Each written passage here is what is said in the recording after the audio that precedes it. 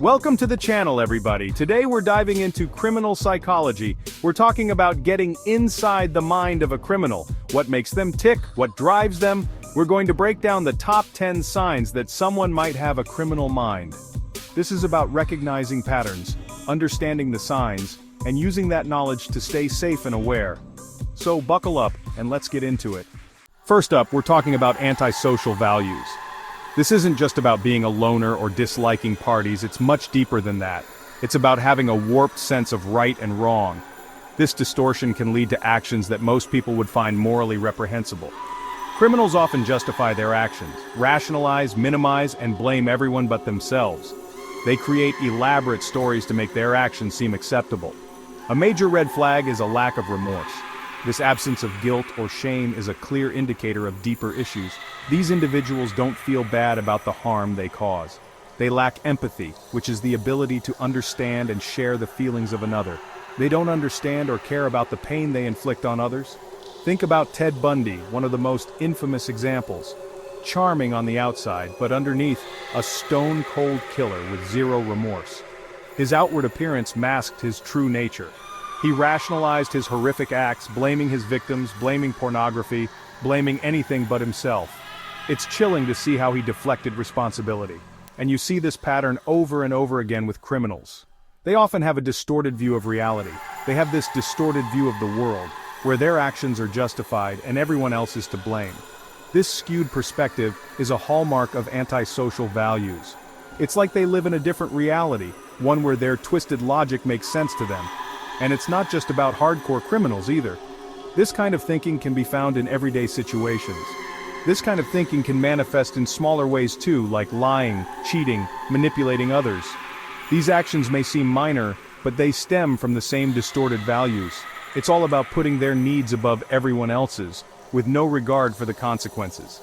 This self-centered approach can be incredibly damaging, so that's the first sign: antisocial values. Recognizing these traits early can be crucial in understanding and addressing the underlying issues. Keep your eyes peeled for this one, because it can be a major indicator of a troubled mind. Awareness is the first step in prevention and intervention. Alright, so we talked about antisocial values. Now let's dive into another big one: impulsive behavior. We all act without thinking sometimes, right? It's a part of being human. But for some people, this impulsivity, this lack of self-control, it's like a defining characteristic. It's not just an occasional lapse in judgment, it's a constant battle. Think about it. A lot of crimes are crimes of passion, committed in the heat of the moment, without thinking about the consequences. These impulsive actions can lead to life-altering outcomes. Someone cuts them off in traffic, they fly off the handle, things escalate, and boom, something terrible happens. It's a split-second decision that can change lives forever. Now, this doesn't mean everyone who struggles with impulsivity is going to become a criminal. Many people manage to channel their impulsivity in less harmful ways. But it's definitely a risk factor, especially when it's coupled with other red flags. When impulsivity is combined with a distorted sense of right and wrong, the potential for negative outcomes increases. Imagine someone with that distorted sense of right and wrong we talked about, combined with zero impulse control. It's a volatile mix that can lead to disastrous decisions. It's a recipe for disaster. The consequences of these impulsive actions can be far-reaching and devastating. And it's not just about violence either. Impulsivity can manifest in many different ways. This impulsivity can manifest in all sorts of risky behavior: gambling, reckless driving, substance abuse. These actions might seem thrilling in the moment but can have long-term negative effects. Gambling, reckless driving, substance abuse. These behaviors are often attempts to seek immediate gratification without considering the future. It's like they're constantly chasing that dopamine rush, that immediate gratification without any thought for the long-term consequences. The thrill of the moment overshadows the potential risks. If you're seeing a pattern of impulsive, reckless behavior, it's a sign that something's not right. It's important to recognize these patterns and address them before they lead to more serious issues. Seeking help from a professional can make a significant difference in managing impulsivity and making healthier decisions. So, we've talked about antisocial values and impulsive behavior. Now let's get real about something: the impact of a broken family. It's a topic that often gets overlooked, but it's crucial to understand. I'm not saying everyone who comes from a tough background is destined for a life of crime, not at all. Many rise above their circumstances and achieve great things. but it can leave some serious scars. These emotional wounds can be deep and long-lasting.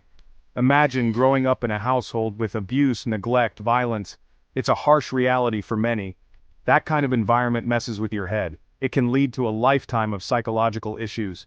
It warps your sense of normalcy, your ability to form healthy relationships, your whole view of the world. You start to question what is right and wrong. Kids learn by watching adults. They absorb everything around them. If they're constantly exposed to violence, to conflict, to dysfunction, they start to think that's just how the world works. They internalize these behaviors. They might not even know what a healthy relationship looks like. The concept becomes foreign to them. Without the right support system, those wounds can fester, leading to self-destructive behavior, violence, and criminal activity. It's a cycle that needs to be broken with care and intervention. Chapter 4. Victim mentality, trapped in a cycle of blame. Now let's talk about the victim mentality. It's this pervasive belief that the world is out to get them, that they're constantly being wronged, that everyone's against them. It's like they're stuck in this loop of blame and self-pity, unable to take responsibility for their own actions. It's always someone else's fault, always some external factor holding them back. They never look inward, never examine their own role in their circumstances. This victim mentality is a breeding ground for resentment, anger, and bitterness.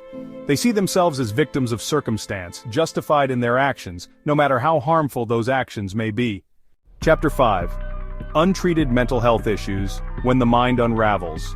This one's heavy, but we gotta talk about it. Untreated mental health issues. Mental health is just as important as physical health, and ignoring it can have serious consequences. We're talking about depression, anxiety, PTSD, bipolar disorder, schizophrenia. When these conditions go untreated, they can manifest in all sorts of ways, and sometimes that includes criminal behavior. Imagine someone battling severe depression. They might turn to drugs or alcohol to numb the pain, leading them down a dangerous path. Or think about someone with untreated schizophrenia, experiencing a psychotic break. They lose touch with reality, becoming a danger to themselves and potentially others. Chapter 6. Untreated substance abuse, fueling the fire within. We've talked about a lot of heavy stuff so far, but this next one is a big one: untreated substance abuse. Addiction is a disease. It hijacks the brain, rewires the reward system, and leaves people craving that next fix, no matter the cost. When someone's high or drunk, their inhibitions are lowered, their judgment is impaired, and they're more likely to act impulsively. The voice in their head telling them, "Don't do it," gets drowned out by the cravings, by the desire to escape reality. When someone's hooked, they'll do whatever it takes to get their fix, even if it means breaking the law. They might steal, deal drugs, even resort to violence, all to feed their addiction. Chapter 7. Psychophysiology, the body's betrayal. Let's get a little scientific for a second. We're talking psychophysiology, which is how our bodies react to the world around us. Research suggests that folks who engage in antisocial or criminal behavior often have lower levels of physiological arousal compared to the rest of us. They stay calmer under pressure. If someone's about to rob a store, they're probably not sweating bullets. They're cool, calm, and collected. Their body isn't sending them those normal warning signals, those gut feelings that tell us something's wrong. This isn't to say everyone with low arousal levels is a criminal, but it's one piece of the puzzle. Alright, let's talk about mollification. This one's all about minimizing and rationalizing behavior. It's the art of making excuses, of shifting blame, of avoiding responsibility at all costs. Someone who engages in mollification will twist the narrative to fit their own perspective. They'll downplay the severity of their actions, make it seem like no big deal, or even shift the blame entirely onto someone or something else. They're masters of twisting words, of making themselves seem like the victim, even when they're the ones in the wrong. They've convinced themselves that their actions were justified, that they're not really to blame. Alright, this next one is called cutoff, and it's all about suppressing emotions, particularly empathy and remorse. We all have defense mechanisms, right? Ways of protecting ourselves from painful emotions. But for some individuals, this cutoff is so extreme, so deeply ingrained, that it allows them to commit horrific acts without feeling a shred of guilt or remorse. To hurt another human being, you gotta dehumanize them in some way. You gotta create this emotional distance, this disconnect that allows you to see them as less than human. It's like building a wall around your heart, shutting down those feelings that make us human, that connect us to each other. Without empathy, without remorse, there's no moral compass, no internal check on their behavior. And last but not least, we're talking about entitlement. This one's huge. It's this deeply ingrained belief that they're special, that the rules don't apply to them, that they're above the law. They feel entitled to take what they want when they want it, regardless of the consequences. They lack empathy and compassion because they see other people as objects, as obstacles in their path rather than human beings with their own thoughts and feelings. This sense of entitlement fuels all sorts of criminal behavior. They don't believe they should be held responsible for their actions because in their minds they're above the law. So there you have it, folks, the top 10 signs of a criminal mind laid bare. We dove deep into the psychology, explored the dark corners of human behavior, and hopefully gained some valuable insights. If you found this exploration as fascinating as I did, hit that like button, subscribe to the channel for more mind-blowing content, and let me know your thoughts in the comments. Stay curious, my friends.